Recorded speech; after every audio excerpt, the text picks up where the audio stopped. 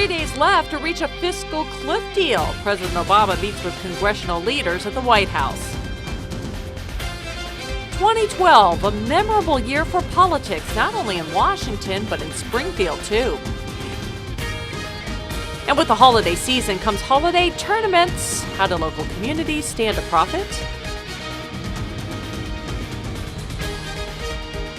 And I'm Chief Meteorologist Rick Kirby outside tonight on our live tower cam. It's a cloudy sky. We've had some light snow in our southeastern counties. Most of us, though, seeing just clouds. Temperatures right now in the low 30s across central Illinois. Tomorrow we'll see a high at 28, maybe some snow flurries. There could be some snow on the way for New Year's Eve. Live from ABC News Channel, Central Illinois' largest and most experienced news team. This is News Channel at 9 on Fox, Illinois. Good evening, and thanks for joining us. I'm Marian Manco. President Obama cautiously optimistic tonight after today's 11th hour negotiations in Washington. However, with the New Year's deadline just days away, Fox News Chief White House correspondent Ed Henry takes a look at how we've come this far, so far, without a deal. Well, what timing is, we're out of time. We got to do it now. That's why I said the next 24 hours will be very important. With the nation on the verge of the largest tax increase since World War II, President Obama called congressional leaders to the White House for one last desperate shot at a deal. And while Democrat Max Baucus said he finally sees a slimmed-down agreement starting to gel because the pressure on all sides is red hot, some Republicans believe the meeting with the president is really just for show. When the president calls congressional leaders to the White House, it's all political theater, or they've got a deal. My bet it's all political theater. Democrats insist the president tried for weeks to get an agreement on Plan A, a $4 trillion debt deal. And after the failure of Speaker John Boehner's Plan B, Mr. Obama has taken the initiative to bring Plan C to the meeting today. Well, this is not for show. This is a last-ditch effort by the president to bring the congressional leaders together to try and get at least a small package, a small deal together before the new year to avoid some of the tax parts of the fiscal cliff and to deal with some of the unemployment issues. That package, first unveiled by the president last Friday before he left for Hawaii, is a slimmed-down bill. It would focus on three key areas: keeping tax cuts only for those making $250,000 a year or less, extending unemployment benefits, and with the clock ticking, it would delay dramatic spending cuts until later next year. I've asked leaders of Congress to work towards a package that prevents a tax hike on middle-class Americans, protects unemployment insurance for 2 million Americans, and lays the groundwork for further work on both growth and deficit reduction. That's an achievable goal. Yet today's meeting of all four of the top congressional leaders is their first with the president since November 16th, a sign for Republicans that Mr. Obama has not really been pushing that hard for a deal. We need two words: presidential leadership on not just taxing rich people. After the meeting, the president came here into the briefing room and told reporters it was constructive, but added that he was only modestly optimistic that a deal can be reached by the deadline, a sign that there's a very real possibility we're going off the fiscal cliff. At the White House, Ed Henry, Fox News. And our own state comptroller Judy Bartopinka estimates a $1 billion negative impact on our state's budget if those automatic federal spending cuts and tax increases take effect. Topinka estimates Social Security and income tax increases would lower Illinois' tax revenues by almost $500 million and could push the state into a recession. She also believes a planned 2% increase in Social Security payroll taxes would cause Illinois residents to lose up to $6 billion in take-home pay. Well, it was another memorable year at the Illinois Capitol, and News Channel at 9's Andrew Hansen takes a look at some of the big headlines that dominated the news here in 2012. State workers versus Governor Quinn. That was a big theme in 2012. At the State Fair in August, Quinn was met with boos. Our governor, Pat Quinn! In November, Quinn then ended the state's contract with AFSCME, the largest public employee union. Employees are still working without a contract. Governor Quinn has got to go! Governor Quinn has got to go! Earlier in the year, lawmakers and Quinn approved a piece of legislation cutting $1.6 billion from Medicaid. It eliminated the Illinois Cares RX program. Quinn had said Illinois' Medicaid program was on the brink of collapse. Along with the cuts, a $1 per pack cigarette tax hike was also signed into law. State retirees are also now paying for premiums for their health insurance. AFSCME blasted the governor for signing the bill into law. The Democrats said it was a move that will help taxpayers. Lawmakers will also no longer be able to hand out tuition waivers. They voted to end that perk in May. The ongoing battle between Governor Quinn and gaming expansion advocates continued and continues to this day. Lawmakers sent Quinn a bill that would have added 5 new casinos and slots at racetracks, but not the state fairgrounds. Quinn vetoed it.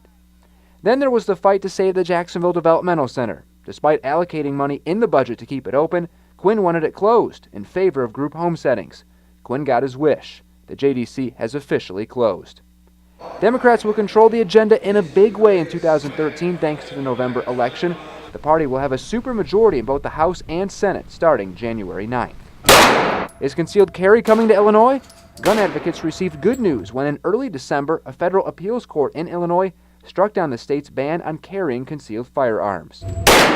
Finally, some may sum up 2012 at the State House as the year of inaction on pension reform. Lawmakers talked about it. Top leaders demanded it. Quinn said he was put on earth to fix the state's pension problem. The problem is the squeeze.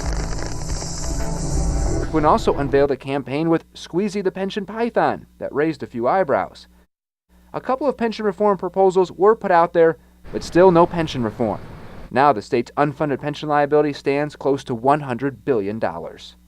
At the State House, Andrew Hansen for News Channel at 9 on Fox, Illinois. So now Illinois' political eyes look ahead to 2013, and lawmakers are returning to Springfield on January 2nd for what could be an historic lame duck session. Pension reform, gay marriage, gaming expansion, all of those issues are expected to be addressed. And if you're collecting federal unemployment benefits, you should expect a notice in the mail soon. The Emergency Employment Compensation, or EUC, which pays out benefits past the state's 25-week program, will officially expire tomorrow on Saturday. When lawmakers in Washington passed the last extension, they set a hard stop date of December 29th, and that means that no EUC benefits can be paid for weeks that end after December 29th. That is, unless lawmakers in Washington pass new legislation. By federal law, those affected must be notified individually that their benefits are going to be ending. And what's the holiday season without a little high school hoops, right? After all the gifts are unwrapped and the families left town, for many people it becomes all about high school hoops. And to tell us more about it is News Channel at 9's Glenn Marshall. He joins us here at the desk. Nice to have you in here. Good to see you tonight, Marianne. Well, you were out there. You were pretty busy. Was it pretty busy in the gyms? Oh, yes, it was full. The gyms were full of fans, and they were out to see their teams out at the basketball tournaments. People will sit in the gyms for hours watching the high school hoops. What you may not know is the tournaments are more than just games. In fact, these tourneys benefit a lot of schools in Central Illinois. School districts use the games to bring in money for each school. Fundraisers are big throughout the weekend of hoops, and different social clubs and other boosters use the matches as an opportunity to raise money for student events. So we have pizza parties, we buy them warm-up outfits, track out equipment, you name it. If they need it, we try to support them and give it back to the school. Last year, Waverly boosters raised $10,000 for the athletic department. The boosters will continue raising money during the rest of the tournament, and the end of the tournaments will end on Saturday. That is the last day for Riverton and Waverly's annual basketball tournament.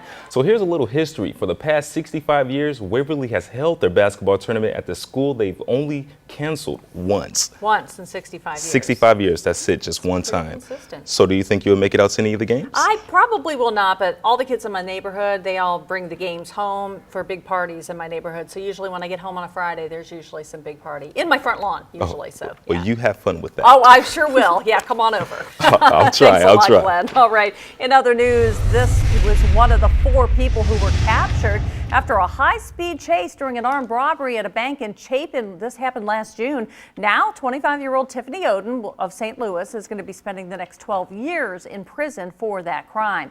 Oden pleaded guilty to armed robbery. Another suspect, 30-year-old Sterling Martin, was sentenced to 18 years in prison last week. A third person has pleaded guilty to charges in this case and is expected to be sentenced next month. And the last suspect is awaiting trial. Nobody, fortunately, was injured during that robbery. Well, the city of Beardstown asking the Cass County Board and the Cass County 911 service to lower its costs. This week, the city council came together in a special meeting in order to discuss a 6-month extension of their contract with the county's emergency call center. Some opposed this deal because of how much more Beardstown has to pay in comparison to other municipalities that also use the same service. So instead of voting, the council decided to ask that Beardstown bill for 2013 be reduced from $61,000 to $50,000. Now, a decision on that proposal is not expected until the board meets again in January. And still ahead here on News Channel at 9 on Fox, Illinois, it was thought to be the perfect crime. The only thing a would-be thief didn't anticipate, the perfect law enforcement.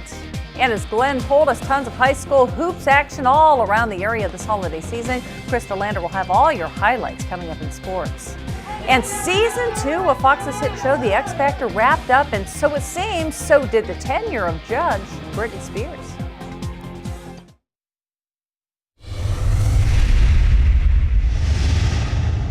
All right, if you're thinking about maybe committing a crime, this might make you think twice. A thief in Crestwood, a suburb of St. Louis, thought he was about to get away with it. What he didn't know, however, was that a former professional mixed martial arts fighter was about to take him down. Fox's Jeff Bernthal sits down with our hero. Schnucks grocery stores confirmed the shoplifting suspect was detained inside their Crestwood store. Jesse Finney saw a man trying to run out of the entrance door. So he was obviously going the wrong way, and one of the workers was going to grab him, and he was like, "Get off me, get off me." Finney has been trained as a professional kickboxer and mixed martial arts fighter and owns 2 martial arts schools. He was alarmed when the suspected thief tussled with a female employee, so he grabbed the suspected thief and pinned him to the ground. Was still trying to fight me and saying some choice words. You know, if I let him up, he was going to do this, and if I let him up, he was going to do that. And, you know, he wasn't getting up, I can promise you that. So I was like, just chill out, relax, no, I'm not going to hurt you. Police are on their way. You're going to get arrested. Finney says MMA is about more than physical ability. He says it's the mental discipline and respect that allowed him to keep cool under pressure. It's what he teaches the students as young as 4. I was lucky enough that, you know, I was able to use my martial arts experience. And I think that if I wouldn't have had that, then you never know what would have happened. I couldn't have helped somebody, or I could have possibly hurt him, you know, and luckily I didn't. So it worked out really well. Mixed martial arts fighting has exploded in popularity, but so have certain perceptions. I feel like a lot of people think, oh, since you're an MMA fighter, you're a mean guy, or you're a tough guy, or you're a bully, a lot of times it's just the opposite. And that was Fox's Jeff Bernthal reporting. All right, up north, Chicago has hit a milestone that it hasn't seen since 2008. 500 murders this year. And those numbers become more disturbing when you put them into perspective. Last year, Chicago tallied 435 murders, and so far, like we said, it's at 500. That's a 16.25% increase. Now compare that with, say, New York City, which has a population 3 times larger than Chicago. Well, last year at this time, they logged 511 murders. And as of today, the Big Apple has logged 413 homicides. Now that is a 19% decrease for the Big Apple. Add it all up and you might get this staggering number. If New York City had Chicago's murder rate, New York's homicide total right now would come in at a whopping 1,224. Up next on News Channel at 9 on Fox, Illinois, we've got a complete check of your Fox Storm Team forecast.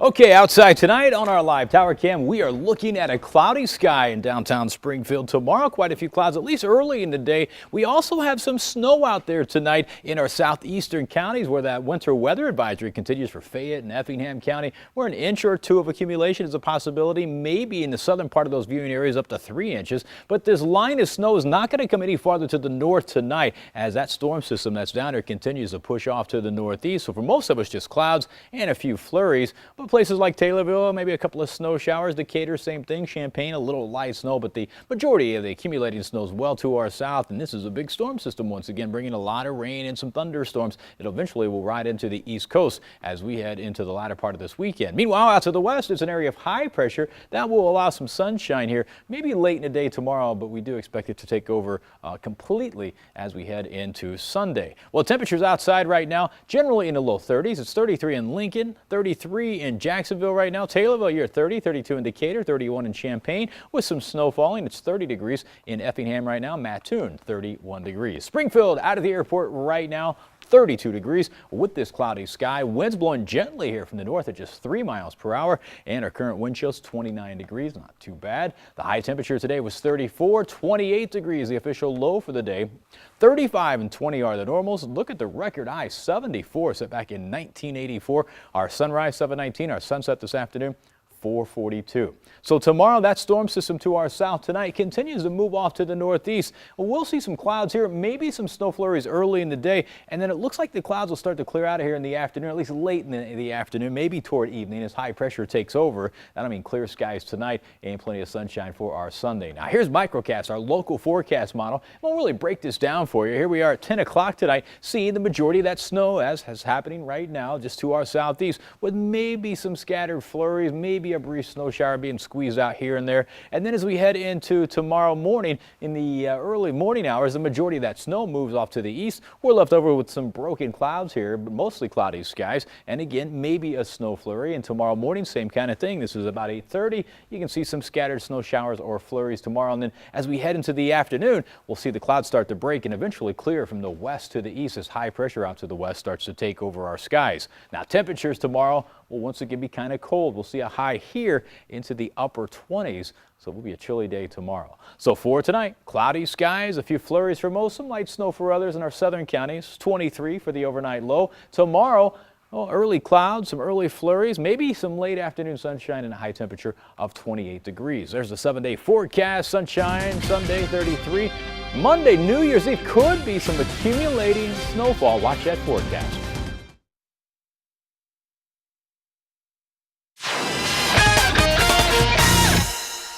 Semifinals of the 62nd annual Waverly Holiday Tournament. The first championship semifinal featuring Lutheran and Athens. The last time Athens played for a Waverly Holiday Tournament title, 2003. Lutheran has never been to a Waverly final. The Warriors finished in the top 5 in the 2010 tourney, coming home with 4th. Second quarter, Athens down, but coming back, Austin Phillips, a nice move under the basket. Gets the reverse to go. Athens down 3. Just over a minute to go in the second, and Lutheran going to get some more breathing room. Ryan Kirby knocks down the tray. The Crusaders had a 6-point lead at the half, and they started off well in the third. Stephen Shaw gets the loose ball and fights traffic for the hoop, but Athens would kick it into high gear starting here. Zach Elmore gets the bucket and one. Athens makes it into the Waverly title game, beating Lutheran 48-32, and first-year Athens coach Jeff Johnston excited for tomorrow's title. I haven't been a part of this atmosphere. I've been here scouting before, but never coaching, and it's something special. So I don't know if the kids will fully appreciate what they're about to be a part of tomorrow night until it's over.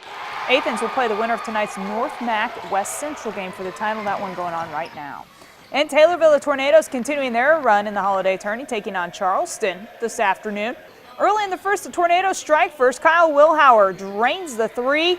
Taylorville out to a 3-point lead. The Tornadoes start the game off on a run. Grant Livingston, the steal, pushes it ahead to Jeff McChristy, who lays it up and in. Taylorville up by 7, but back comes Charleston. Zach Steedle drives the lane for 2 of his game-high 40 points. Taylorville falls in a nail-biter, 76-73, your final. And Monticello, Sangamon Valley facing Tuscola in the holiday hoopla at Monticello 7th-place game. Sangamon Valley going to get started.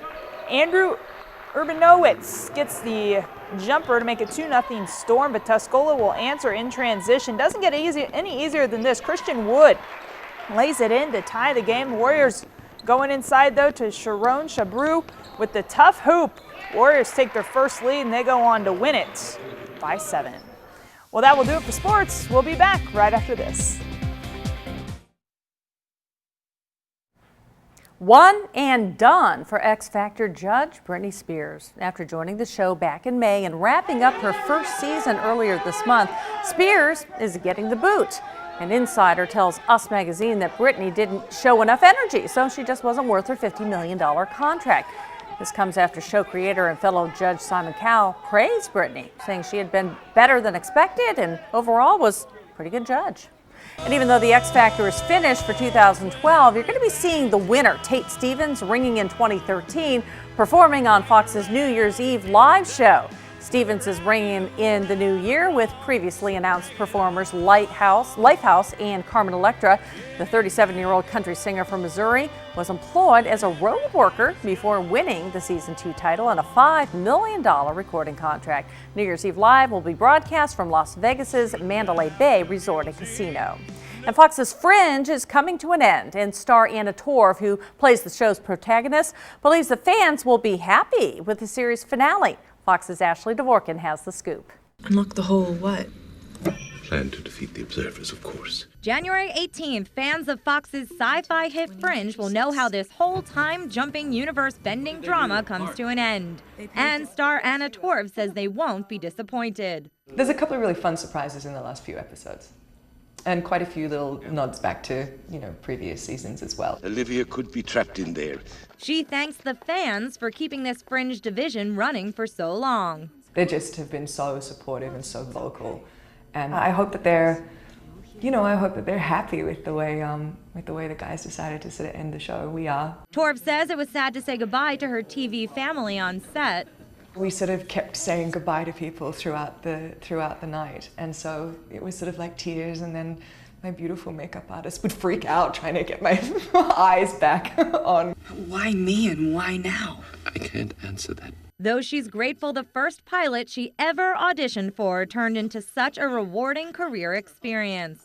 People don't want to know what you're doing. They don't want to know, there's none of that kind of hassle. They just want to know about the show. They just want to know what's happening next, what did this mean, is this, and so, that's lovely. It makes you proud of the work you're doing. As for what work lies ahead, first Torv is taking a little break. You do 5 years on a TV show, and pilot season's kind of coming up now. I could not, it would be a disservice to myself and to my poor little body if I signed up, to do another show immediately. So essentially, it takes a little bit of time. It's like a relationship, and you kind of need to put that to bed before you move on. What on earth are amber gypsies? See how it all wraps up for Fringe with a new episode January 11th, followed by the 2-hour finale January 18th on Fox. In New York, Ashley Dvorkin, Fox News. And still ahead, one long last look at your weekend forecast. Stay with us. Okay, there's our 7-day. Tomorrow, a few flurries possible early in the day. Otherwise, the clouds should break for some sunshine at some point. All sun on Sunday and 33 for the high. And then as we head into Monday, New Year's Eve, we'll see a chance of some snow. Could be some accumulations around here, too. We could be talking about 2 to 4 inches. That's a possibility, so we'll watch that very closely for New Year's and New Year's Eve. New Year's Day looks dry, partly cloudy, cold, 26, and then temperatures stay in the 20s for highs Wednesday, Thursday, and Friday. And that's our time. Thanks for watching. Have a great weekend.